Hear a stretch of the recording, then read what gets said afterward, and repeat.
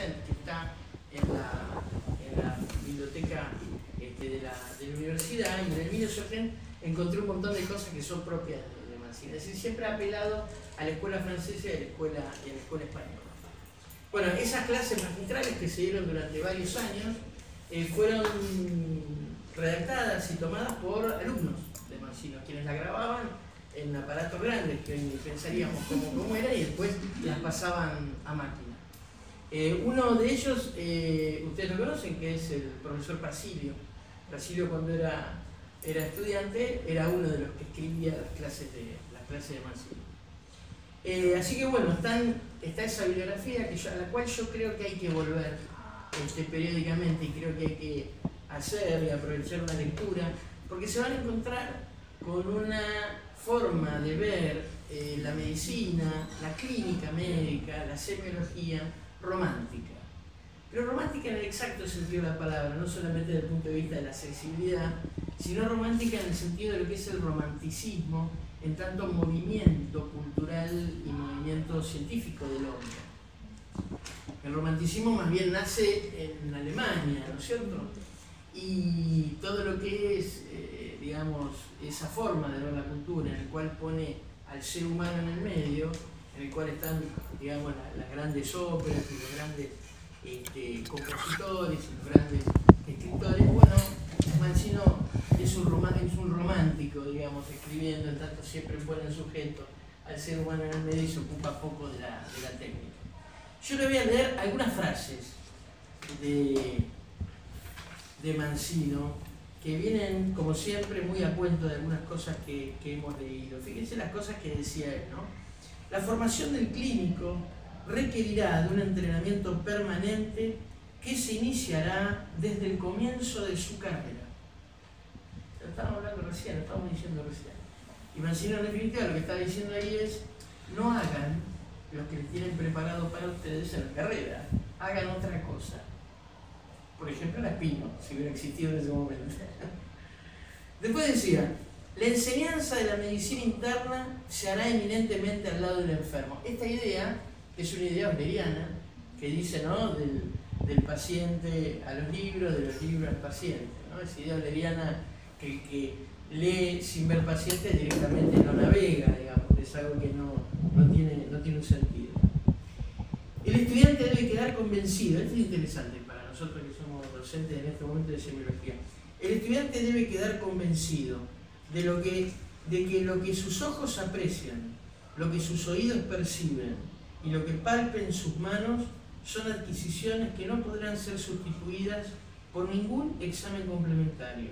Y cuando estos últimos no coincidan con el diagnóstico clínico, la verdad se inclinará hacia el lado de la clínica, ¿no? Esta idea yo creo que es interesante para ponerla, ¿no?, y para cruzarla frente a todos, los pregrados, posgrados, los ateneos, en caso clínico. La clínica soberana, como dicen. La clínica es soberana. Los alumnos irán aprendiendo al lado del paciente y al lado del docente la norma de conducta que es consustancial con el ejercicio de nuestra profesión. 2 puntos. El trato afectuoso y tolerante con los enfermos y la ética frente a los colegas. Si Mancino decía esto, es porque creía que tenía algo para decir. Y si Mancino decía esto, es porque él veía probablemente con preocupación lo contrario, ¿no? Un trato no afectuoso ni tolerante y un trato poco ético con los colegas, ¿no? Así que si se tomaba el trabajo de decirlo es porque veía que había algo ahí para decir. El maestro, fíjense la idea del maestro, la idea escolástica también del maestro, que es una idea romántica también, en la cual se pone en medio a un individuo. El maestro irá inculcando a sus alumnos la senda de una altura humanista, tan esencial en su futuro inmediato, el aprendizaje de idiomas, la lectura de temas sobre historia y las inquietantes especulaciones filosóficas, ¿no? La idea de que todo tiene que ver con nuestro ejercicio médico. No somos partidarios de una especialización temprana. El que va a ejercerla deberá tener una práctica prolongada y efectiva en un servicio de clínica médica, ¿no? Esto un poco para el posgrado, ¿no? La idea de que nos podemos especializar pero para especializarse hay que tener una buena formación clínica, pero más que nada para no perder ciertas esencias. Uno cuando trabaja con colegas se da cuenta de lo que es un especialista, de lo que es un parcialista. Un especialista es aquel que decidió dedicar especial atención a todo el conjunto que conoce. El parcialista es aquel que decidió fragmentar en parcialidades ese conjunto de cosas, y cuando las fragmenta las desnaturaliza. Entonces, una cosa es ser un parcialista y otra cosa es ser un especialista.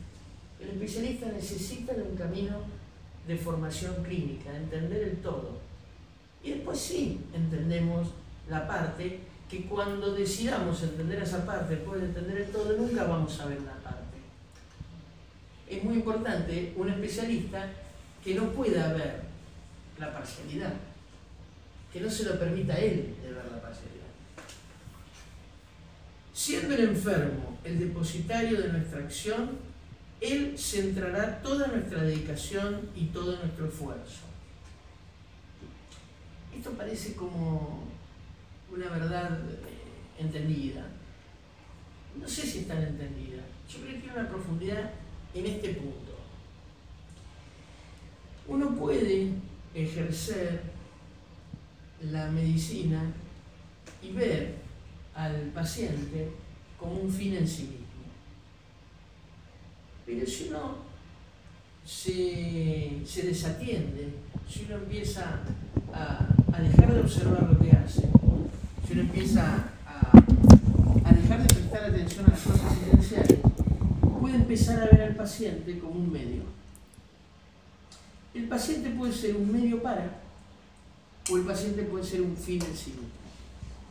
Cuando Mancino dice, siendo el enfermo el depositario de nuestra acción, está diciendo que el paciente es un fin en sí mismo y no un medio para. Y esta diferencia, que parece, digamos, sencilla, es muy importante tenerla en cuenta. Y es muy importante para valorar, digamos, las acciones médicas, más si somos docentes.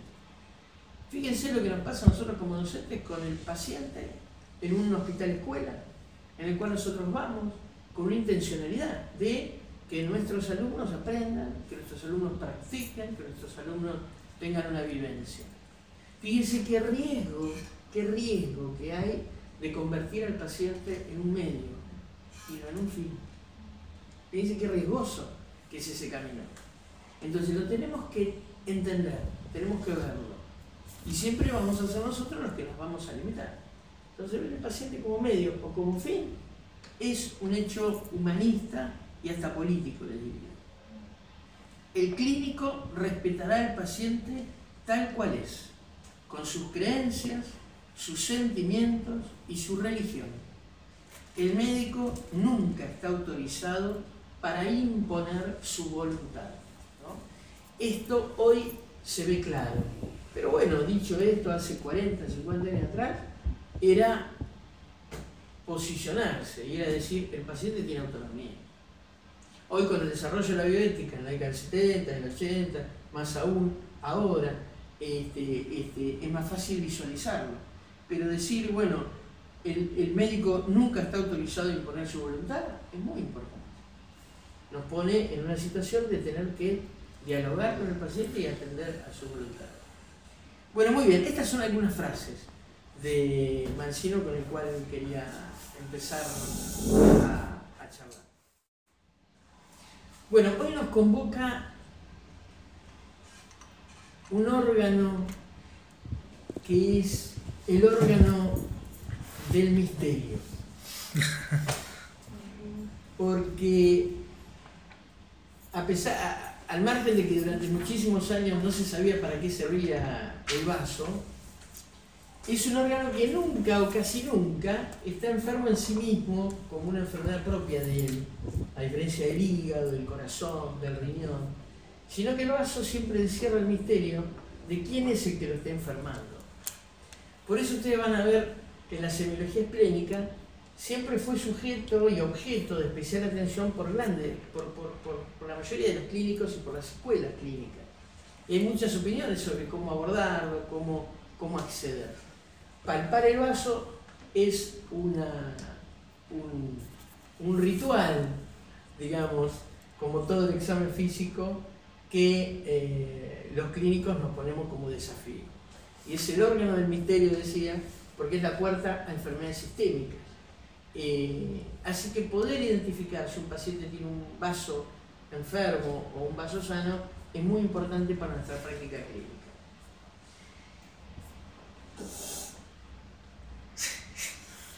¿Qué mejor vaso que el de Lucha? Adelante. El vaso. Bueno, para mí es muy importante sistematizarlos. Es decir, hacer una sistematización y hacer una rutina, digamos, de evaluación de vaso. Todo lo que lean es absolutamente válido. Y las formas que ustedes decidan organizarse en relación a esta parte de la semiología también es válida. Yo les voy a hacer una propuesta de abordaje para responder finalmente a la pregunta de si nuestro paciente tiene o no una esplenomegalia. Esa va a ser la pregunta que vamos a tratar de responder. Para esto la idea de dónde está el vaso. Y Mancino mismo, ya que lo veníamos nombrando, decía que estaba como insertado en la décima costilla, ¿no? Como inserto en la décima costilla. Un órgano relativamente ni muy grande ni muy chico, ¿no? Un vaso normalmente tiene aproximadamente 13 centímetros de longitud. Entonces está ahí, insertado con sus 13 centímetros a lo largo de la parte ósea de la décima costilla. Y lo tenemos por este lado, en el hipocondrio izquierdo. Muy en contacto con el estómago, muy en contacto con el diafragma, muy en contacto atrás con el riñón y con la zona lumbar, y también con la parte colónica. Ahí está rodeado el vaso. En su borde, ahí adentro, con el páncreas. Entonces el vaso es un órgano que está rodeado de otros órganos que nos hacen un poco amable su acceso semiológico. El vaso normalmente no debería ser apreciado ni por la observación ni por la palpación. Sin embargo, en la percusión nosotros podemos encontrar lo que sería el medallón mate de un vaso normal.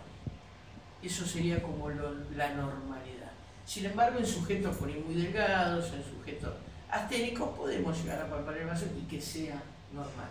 Pero como norma, el vaso no debería palparse, el vaso no debería observarse en observación, y solamente quizás a veces en la percusión encontrar algo. Cuando uno decide hacer la semiología, yo la propongo hacerlo en dos momentos semiológicos, dos momentos semiotécnicos. Un primer momento en decúbito supino o decúbito dorsal, y un segundo momento en un decúbito intermedio lateral. No totalmente en decúbito lateral, sino intermedio lateral, que nos permita un acercamiento diferente, digamos, al vaso. Fíjense esta rutina semiotécnica con el paciente en decúbito supino o decúbito dorsal. Por supuesto que el paciente tiene que estar bien acostado, tenemos que tener sin almohada, los brazos tienen que estar a los costados. En algunos momentos palpatorios podemos hasta flexionar las piernas para sensibilizar un poco la maniobra si queremos relajar la musculatura, pero yo les diría que en general no es necesario hacer estas maniobras de sensibilización. Hay tres cosas para hacer en este primer momento en decúbito dorsal. Por un lado, ver si hay timpanismo en el espacio de tragoe. La desaparición del timpanismo en el espacio de tragoe habla de esplenomegalia. Poca sensibilidad, poca especificidad. Entonces me voy al otro gesto, todavía en decúbito dorsal. Busco algo que se llama punto de Castell. El punto de Castell, con el método de Castell, es un punto que está en el último espacio intercostal en la línea axilar anterior. Y lo percuto. Si esa percusión es mate, es vaso, o si esa percusión se vuelve mate en la inspiración profunda, es vaso. Esto sensibiliza más de lo que yo vengo haciendo con la percusión del trovel. Y antes o después, yo lo propongo hacerlo después de esta manera percutoria, hacemos la palpación. La palpación que elegimos es una palpación bimanual. Ahora lo hago. Lo que yo quiero es mostrarles esta rutina. Esta rutina que lleva pocos segundos, menos de un minuto. Percusión, percusión de un punto y palpación, tiene una sensibilidad y especificidad muy alta. En estos tres momentos, estos tres gestos semiotécnicos, uno la mayoría de las veces puede definir si hay una esplenomegalia o no. Igualmente yo le voy a proponer pasar al segundo momento. Entonces, primer momento semiotécnico. Yo empiezo por la percusión aquí. Podríamos empezar por la palpación. Entonces percuto el espacio de trago.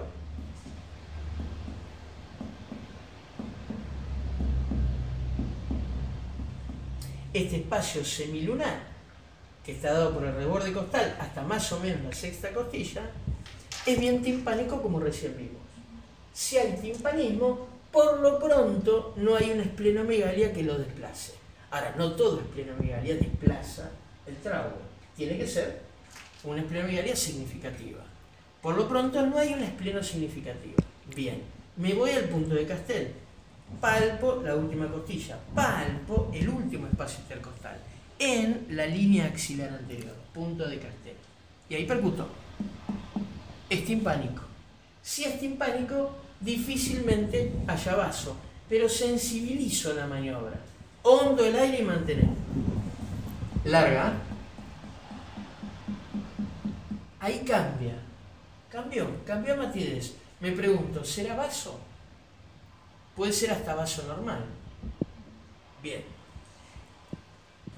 Última maniobra. Busco en la palpación.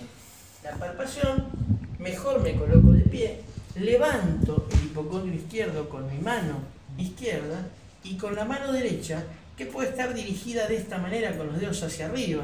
Yo la hago con la mano en cuchara, hago la maniobra palpatoria en cada inspiración en diagonal hacia el hipocondrio izquierdo. Hondo el aire, palpo, largo el aire, subo. Hondo, palpo, largo, subo, hondo, palpo, largo, subo, hasta que llego al reborde costal. Ahí pido una inspiración profunda, hondo, y no palpo. Entonces aquí, en estas tres maniobras, yo tengo muchísimos datos para ver si el paciente tiene un espleno o no. ¿Qué encontramos en mucho? Que en la inspiración profunda en el Castel se vuelve su mate o mate. Me pregunto, ¿será una esplenomegalia? Paso entonces al segundo momento. Antes les digo que hay algunas maniobras para sensibilizar esto. Yo puedo palpar también del lado izquierdo y hacer una maniobra tipo Matthew hasta el vaso.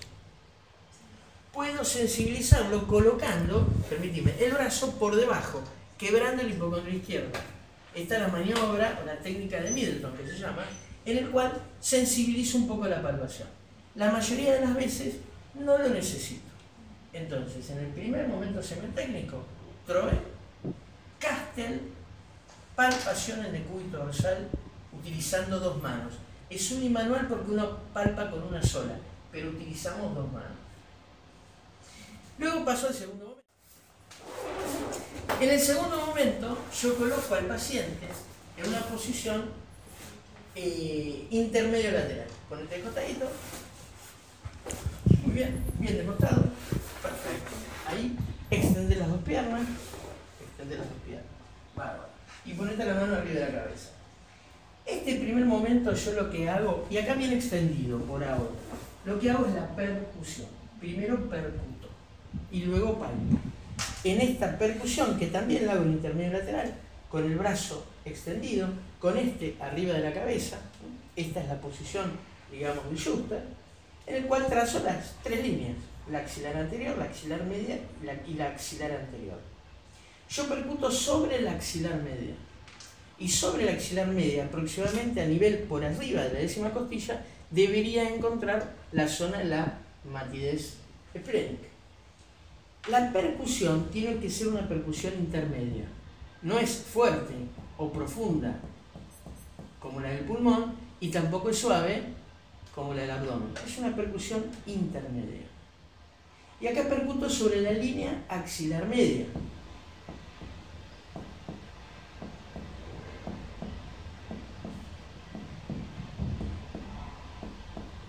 Y no encuentro matidez. Habitualmente, acá encontramos un cambio de submatidez, pero no matidez. Pensamos de que esto puede ser vaso, porque encontramos un cambio de submatidez. Ahora, lo que yo quiero saber es si tiene esplenomegalia. Y esplenomegalia es cuando supera la línea axilar anterior. Entonces percuto ya desde el abdomen hacia la línea axilar anterior de manera radiada, en diferentes ejes.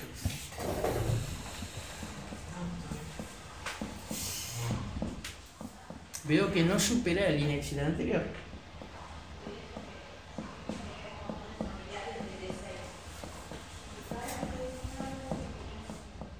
Entonces, lo que encuentro en Lucho es un cambio de la sonoridad pulmonar a una submatidez que probablemente se corresponda con su medallón submate o mate esplénico, pero que no supera la línea axilar anterior, por ende no hay esplenomegalia. El límite superior del vaso va a estar dado por una marca por encima de la submatidez o de la matidez.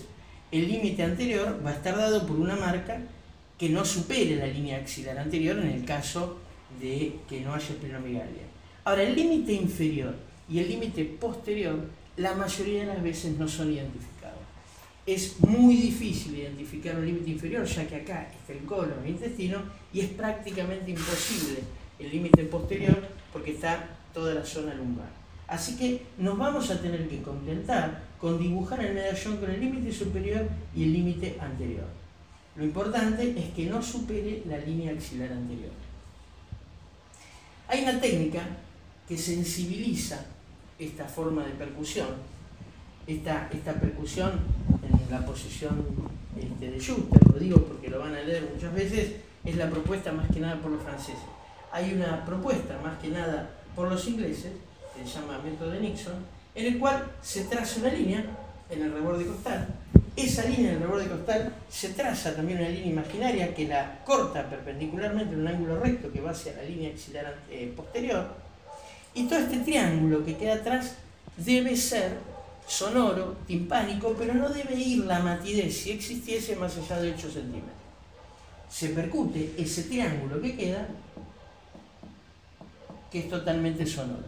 Si esta percusión fuese mate y se extiende esa matidez más de 8 centímetros, que mis dedos, mis trabezas y dedos a este nivel son de 7 centímetros, si se extiende más allá de 8, tiene una alta sensibilidad y especificidad para hablar de esplenomegalia. Entonces, la percusión, hacemos la posición de Schuster con la percusión clásica en la búsqueda de esa matidez que no tiene que superar la línea axilar anterior, y podemos hacer una maniobra de sensibilización con el método de Nixon. Acto seguido paso a palparlo. Lo que hago son dos gestos muy sencillos. Por un lado le digo que ponga la mano a este nivel, por otro lado le digo que flexione, más que nada para que relaje la musculatura. Lo mantengo en esa posición intermedio lateral. Me puedo sentar, es lo que yo hago, al lado, apoyando al paciente, y utilizo una maniobra que es la maniobra de Merlo, en mi caso, en el cual levanto con una de las manos todas las vísceras desde la fosa ilíaca derecha y voy palpando con mi mano más educada semiológicamente en cada inspiración tras la búsqueda del vaso. Hondo el aire, larga, larga, larga, hondo, larga, hondo, y lo espero. Acá cuando uno está, uno tiene que esperar el vaso, hondo, y lo busco, hondo el aire. Siempre con la idea que el vaso tiene una disposición subcostal y que se dirige hacia la fosa ilíaca derecha. Algunos vasos en su esplenomegalia se dirigen hacia la fosa ilíaca izquierda. Los que cruzan habitualmente son los infecciosos y los que bajan habitualmente son los oncohematológicos. Hay variaciones de esta maniobra. Yo la puedo hacer de manera unimanual, la puedo hacer bimanual, tipo maniobra de Matthew. Puedo bajar el tórax, bajar el hipocondrio y hacer la palpación, hondo el aire, como maniobras de sensibilización. Pero yo les aconsejo hacer la maniobra de Merlo, que tiene mucho que ver también con nuestra historia de la cátedra, ya que Merlo fue maestro de Massey, y Massey fue maestro de Mancino. Ya que tenemos ese camino, digamos, vamos a hacer una maniobra que tiene que ver con nuestra escuela. Pero esta es muy, muy útil. Hondo el aire, largamos, hondo, largamos. Muy bien, arriba. Existen otros métodos en posición semisentada o con el paciente parado que no tienen demasiada utilidad en la práctica. O sea, la semiótica esplénica sería dos momentos. Un momento en lo que sería el decúbito dorsal y un momento en una posición intermedio lateral. En decúbito dorsal hacemos todo el caminito y toda la rutina que dijimos. Hacemos primero otra vez, hacemos después el punto de Castell y luego hacemos una maniobra de palpación con las dos manos, de palpación en mano y cuchara, en decúbito dorsal. Estas maniobras tienen, estos tres gestos semiotécnicos que tiene este momento semiológico, tienen mucha sensibilidad y especificidad. Tal es así que algunos dicen que si el Castell es negativo, hasta podríamos no seguir haciendo ninguna otra maniobra. En la posición intermedio lateral, vamos a hacer una que es la posición de Schuster, en la cual la cabeza, digamos, el brazo va a estar por arriba de la cabeza. Acá lo que vamos a hacer es la percusión. Lo vamos a hacer con esta maniobra, que es la de Schuster, esta posición, perdón, que es la de Schuster. Acá le podemos agregar ese agregado de sensibilización, que es la maniobra de Nixon, o el método Nixon, en el cual vemos si hay una matidez en ese ángulo que habíamos trazado. Y la palpación la vamos a hacer en la posición que ustedes saben que se llama Najaeli, en el cual flexiono la pierna sobre la otra pierna, la pierna izquierda sobre la derecha. Aquí también puede hacer una flexión, pero tiene mucha menos utilidad, no tiene utilidad prácticamente. Acá tiene utilidad en la palpación y hacemos aquí la maniobra de Merlo en la posición de Schuster, de Najaeli, perdón. En la posición de Najaeli con la maniobra de Merlo. Si nosotros nos adiestramos y educamos, como decimos, nuestra sensorialidad para hacer esto, y cuando buscamos vasos lo hacemos de manera sistemática, luego vamos a poder hacer algunas maniobras sí, otras maniobras no. Hoy yo creo que tenemos que hacer un examen del vaso exhaustivo, haciendo todos los pasos. La observación, como decíamos, da muy pocos datos. La percusión es útil, es muy útil fundamentalmente la búsqueda del punto de Castell por percusión. La palpación es de las maniobras más útiles fundamentalmente para las esplenomegalia que rebasan el reborde costal. Entonces, cuando una espleno supera el reborde costal es palpable, eso se llama esplenomegalia grado 2. Cuando va entre el ombligo y el reborde costal es de grado 3, cuando supera el reborde costal el ombligo es grado 4, pero la percusión nos sirve para pequeñas esplenomegalías, para esplenomegalías no detectables palpatogramas. Y la auscultación, a la cual no nos hemos referido, tiene verdaderamente muy poquita utilidad. Están descritos una serie de elementos que se pueden ocultar, de frotes, soplos, etc., pero la verdad es que solamente sucede en esplenomegalías muy grandes o en enfermedades crónicas muy avanzadas. ¿Qué experiencia han tenido en palpación de vasos? ¿Qué dificultades han encontrado? ¿Qué otras cosas han leído como técnicas diferentes? ¿Cuál es la consistencia El del vaso? vaso. El vaso en realidad no debería palparse, No, como por eso, decíamos. Así que si uno lo encuentra es porque es patológico. Entonces la consistencia va a depender de qué enfermedad. Entonces, lo oncohematológico es duro. Lo primario de vaso oncológico, como son los sarcomas, es pétreo. En la mononucleosis infecciosa es blando y discretamente doloroso. Entonces esa es la consistencia del vaso. Depende, el vaso no debería palparse. Lo que sí es que lo que se encuentra, uno tiene que preguntarse si es vaso. Entonces vaso cuando excursiona en inspiración, es vaso cuando va y corre en general en diagonal hacia la fosa ilíaca derecha, es vaso cuando tiene escotadura, si es que se puede palpar, es vaso cuando puede tener inclusive como como un peloteo. Existe lo que se llama el peloteo esplénico en grandes esplenomegalia, el peloteo esplénico que no tienen los tumores retroperitoneales. Que se diferencia del riñón porque tiene una gran excursión inspiratoria. Es vaso cuando hace desaparecer el trauma. Entonces, bueno, esas son las características del vaso. Ahora, la particularidad va a depender de la enfermedad. Una pregunta. Durante la palpación, la mano que está sobre la parrilla costal, ¿contiene la expansión del tórax? No, debe dejar que el tórax se expanda. Lo que uno tiene que hacer es acercar, es una maniobra de acercamiento, no de contención. Es de acercamiento del vaso hacia la mano que va a palpar. Que de alguna manera le limita también. Tengo otra pregunta. Cuando hablamos de esplenomegalia, siempre como que decís que la palpación la vas a buscar a fosa ilíaca derecha, digamos, porque crece hacia ahí, pero hacia tórax no avanza ningún. Sí, ¿Cuál sería el límite, digamos? algunas esplenomegálias que avanzan hacia tórax. Las vemos menos, porque eso estaba más descrito en los grandes quistes diatídicos. Pero a tórax puede avanzar.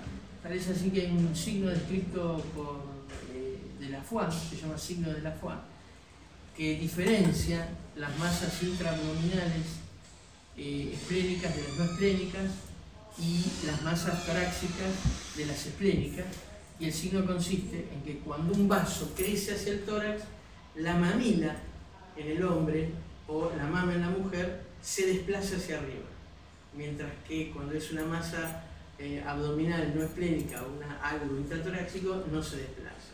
Bueno, de Laffoy lo describió, se llama signo del mamelón y está descrito en el libro de Emile Sargent, casualmente, que estábamos diciendo. Pero bueno, pero ya prácticamente no lo vemos porque las causas que hacen crecer hacia el tórax, digamos, no son hoy día las más frecuentes, como es la hiatidosis esplénica. Está descrita en la hiatidosis esplénica, al igual que en la hiatidosis hepática, el frémito hidatídico, en el cual grandes quistes, cuando uno percute, luego de la percusión se palpa una vibración. Eso se llama frémito hidatídico. Para que te des una idea de qué patología, en qué estadio, en qué momento de la historia de la medicina también estamos hablando. Y en cuanto a la posición o sea, estaría mal que yo opte por la segunda posición, que era la de Nigeri. Nigeri. Sí. Porque a mí me da la sensación de que me dificulta al paciente mantenerse en esa posición durante la mañana. Yo creo que no, porque intermedio lateral hasta vos le das le das un límite, digamos, a su basculación, a su movimiento. En general yo creo que no hay problema, pero lo que pasa es que la posición de Schuster lo que te permite es exponer toda la axila y alinear todos los músculos axilares para poder delimitar las líneas axilares. Y Nayeli lo que te permite es relajar musculatura. Vos no puedes palpar en esta posición porque estás también tensionando la musculatura abdominal. Entonces sí o sí tenés que hacer una posición de Nayeli. ¿O cuál sería tu propuesta? No había pensado en la tensión. Ese es el sentido. El sentido es relajar. Por eso en Nayeli lo que hay es una relajación, cae libremente el miembro, y por otro lado hay una flexión de uno de los miembros, el izquierdo, para relajar la musculatura. Esa es la intención. Y a los pacientes, no te pregunté la otra vez con palpación hepática, los pacientes que son como muy refractarios a que le hagan palpación profunda, ¿qué maniobra facilitaría que relaje aparte de la posición? Bueno, una maniobra de relajación es flexionar los miembros inferiores. Es una maniobra de relajación. Otra maniobra de relajación es palpar. Mientras uno palpa el vaso, hacer una presión sobre la pared abdominal.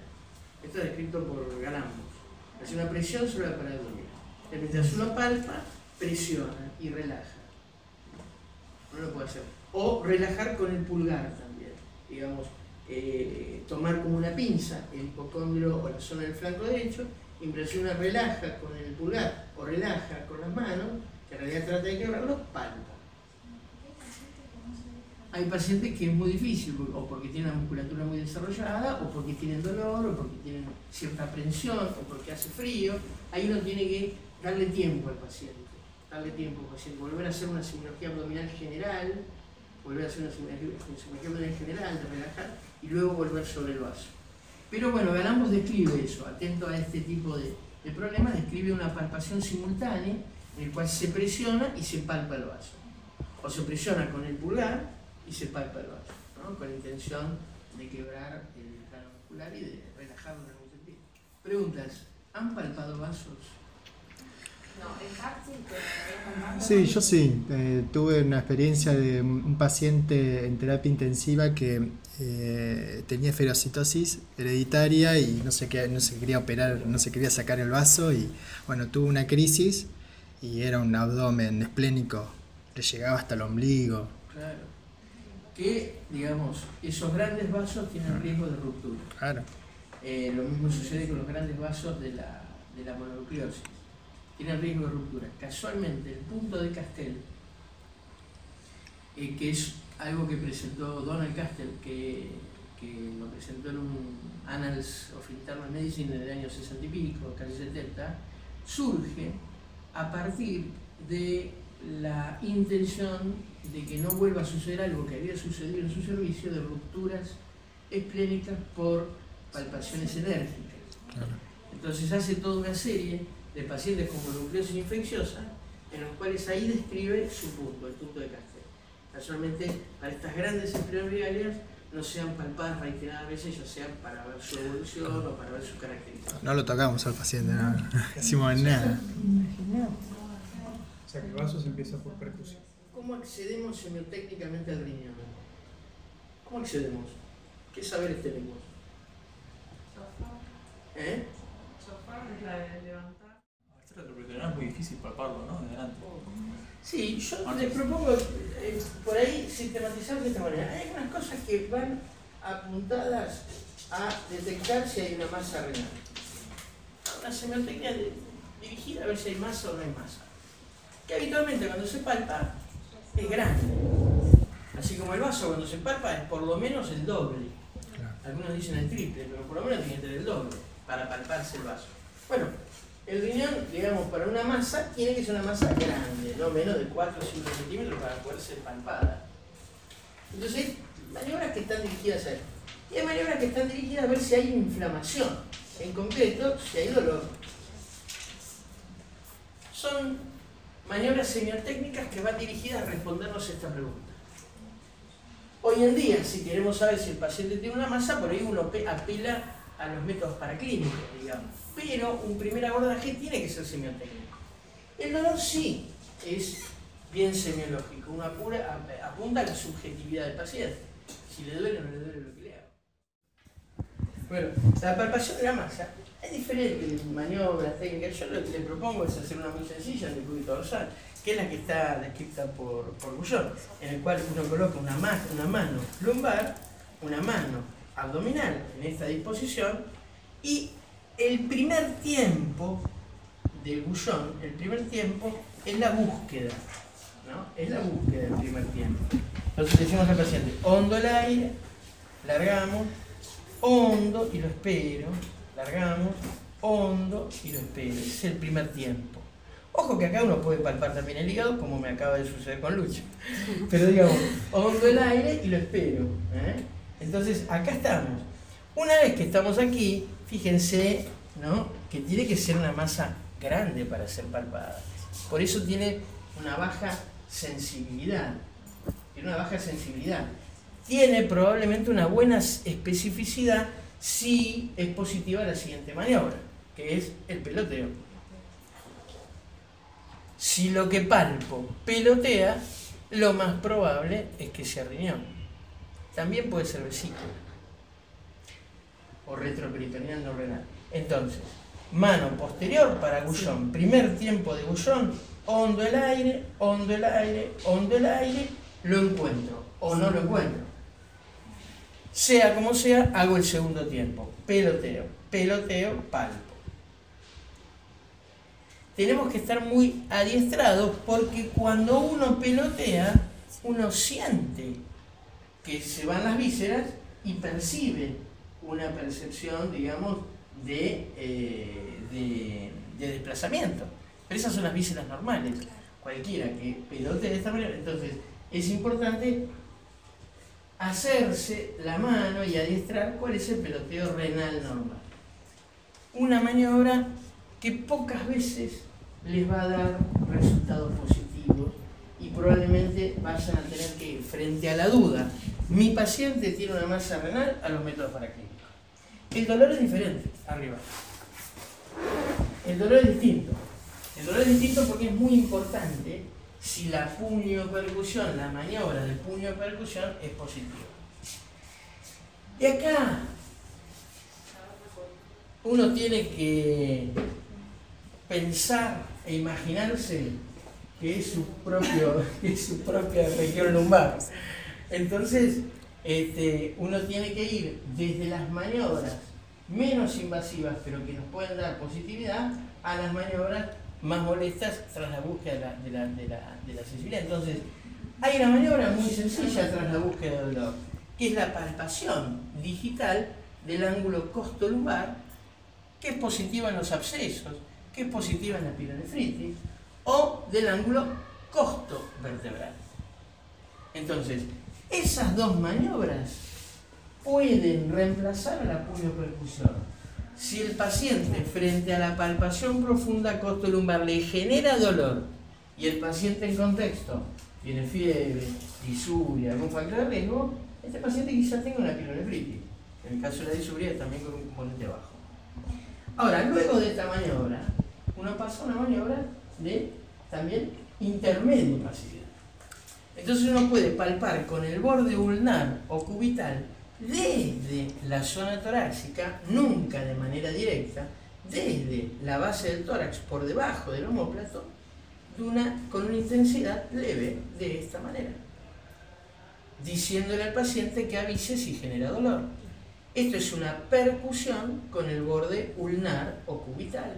Si esto es positivo, no le generamos más dolor al paciente. Pasamos a otra maniobra. Digamos, ¿No te duele? No te duele. Entonces hacemos una puniopercusión indirecta. Que yo les aconsejo empezar por esto. Una puniopercusión indirecta, en el cual uno percute moviendo en bloque, ¿sí? Uno percute indirectamente en la región lumbar. Yo les aconsejo empezar por esta maniobra indirecta. Y si no te dolió, ya vas a ver. Entonces, posteriormente uno puede hacer la puniopercusión directa, digamos, sobre la región lumbar. Pero yo les aconsejo empezar por una puniopercusión indirecta.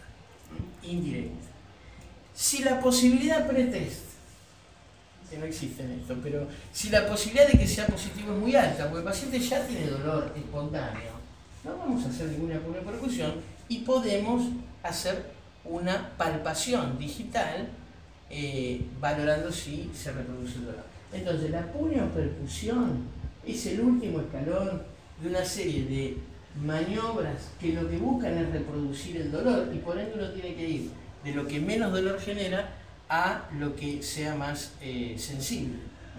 Entonces, primero lo digital, luego el borde ulnar, luego la puniopercusión indirecta y luego uno puede hacer una puniopercusión directa. ¿Cuáles son los errores más comunes? El error más común es olvidarse que al paciente le duele, empecemos por ahí. Y es olvidarse que la maniobra busca reproducir algo que nosotros no queremos, que es nuestro enemigo, que es el dolor del paciente. Entonces, el error más frecuente es percutir de manera directa e inicial sobre la región lumbar. Uno tiene que empezar desde arriba y quizá esto ya genera dolor y esto ya es positivo. Duele si donde acá atrás ya es positivo. Entonces uno empieza de arriba. Y lo otro, digamos, muy frecuente como error es una intensidad inapropiada.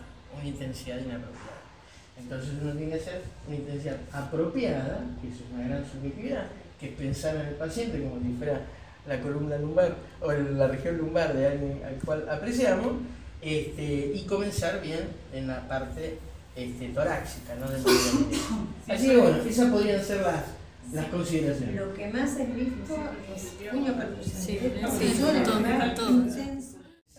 Sí. Y la sensibilidad de esa maniobra para la infección urinaria. En contexto es muy alta. Sí, Un paciente, en contexto. es muy alto. Un paciente febril con un cierto dolor espontáneo, molestia, con síntomas bajos, una buena percusión positiva es muy específica y muy sensible. En contexto es muy alto. Ahora, la puño percusión es positiva en un absceso hepático, es positiva en la colecistitis, es positiva en una osteomielitis lumbar. Entonces, el tema es el contexto. La puño percusión es una herramienta que uno la tiene que utilizar específicamente dirigida para valorar si hay dolor de origen renal. Por ende, el contexto es el que nos va a decir si la puño percusión tiene esa especificidad o no. Toda maniobra semiotécnica se valora en contexto. Toda. Ninguna técnica se hace en el aire. Las técnicas se hacen, digamos, para certificar. La semiología tiene como dos objetivos, digamos, ¿no? O para confirmar la hipótesis, este paciente debe tener una puño percusión positiva, porque el cuadro clínico es compatible con una pielonefritis. Y frente a la positividad confirmo la hipótesis. O la semiología tiene como objetivo generar hipótesis. Es decir, yo estoy valorando una pielonefritis y encuentro una lesión en hoja de fresno, lo cual rápidamente nos orienta a enfermedad de Verdeville-Primer, por ejemplo. Entonces, ahí la semiología me está planteando una hipótesis. Entonces la semiología o confirma lo que pienso o me genera cosas nuevas para pensar. Paciente ictérico, lo reviso, Spider, me generó una hipótesis. Debe tener una patología crónica, quizás cirrótico, ¿no? Paciente ictérico con chucho de frío, lo reviso, esplenomegalia, por ahí tiene una hemólisis, me generan cosas. O paciente con pérdida de equilibrio, yo digo, debe tener un cerebeloso, hago la dismetría, lo tiene dismetría, lo confirmo. De la semiología, o te confirma una hipótesis o te genera hipótesis. Tenemos que tratar de que la semio haga las dos cosas, pero tratar de que confirme lo que nosotros pensamos en este sentido, en el sentido de que uno piensa desde que el paciente entra y cuando el paciente te cuenta. Y ahí decimos nosotros que está el 80% del diagnóstico. Y bueno, está el 80% del uso de la semiología, de la vigilancia de semiología. Confirmar lo que pensamos. Cuando uno va a revisar un paciente y no tiene ni idea de lo que tiene y apunta o apela a que una maniobra semiotécnica te dé el diagnóstico, estás perdido. O apuntar a encontrar una lesión para que te diga que estás perdido. La semiología tiene que tratar de confirmar las hipótesis que te generaste mientras observaste y hablaste con él. En riñón van a leer la maniobra de Montenegro con el paciente de cúbito ventral y hacer peloteo en decúbito ventral. Puede ser una maniobra de sensibilización. Van a leer la maniobra de Israel, el lateral. Claro, en laterales, tratando de palpar y de enganchar el riñón, pero en un lateral. Van a haber maniobras con el paciente parado, en el cual se coloca una mano lumbar, una mano anterior y se hace inspirar al paciente y se busca. Tiene todo como objetivo buscar una masa. Yo les aconsejo, si ustedes sospechan una masa renal, hacer la maniobra de Bouchon a los fines de tener un acercamiento semiológico. Pero si la sospecha requiere de una confirmación, porque el paciente tiene un hecho clínico que obliga a la confirmación, hoy en día están los métodos paraclínicos, en el sentido de que el Bouchon tiene poca sensibilidad para la detección de masas, ese es un hecho concreto. La concordancia de maniobras aumenta la sensibilidad. Si uno al paciente lo para y lo palpa, lo pongo en Montenegro y lo palpo, lo pongo en Israel y lo palpo, bueno, aumenta el rédito de la técnica semiológica. ¿Qué fuerza necesito para el peloteo? ¿Toda la palma, digamos, 4 dedos? ¿Cuánto levanto? Tiene que tener una mediana intensidad que no moleste al paciente, pero lo suficiente como para vos sentir del otro con la mano abdominal o con la mano que palpa, para vos sentir la impresión, digamos, de esa onda. Normalmente uno percibe algo que no es un peloteo. Normalmente uno percibe algo que no es un peloteo. Lo que se percibe es la onda transmitida. El peloteo tiene que ver con la identificación de una de consistencia sólida que golpea los pulpejos y desaparece. Desaparece. El peloteo renal golpea, ejerciten toda esta secuencia en cada paciente, ejercítenla para cuando haya una enfermedad la encuentren. La manera es tener esta metodología ordenada, como recién, 2 momentos, el culto dorsal, el culto interbilateral y ahí se juega. Pero ¿por qué tan defectuoso? Paciente con hiperreflexia. ¿Se ve? Sí. ¿Qué es lo que tenemos que ver? La física, la estructura del No, viernes, sí.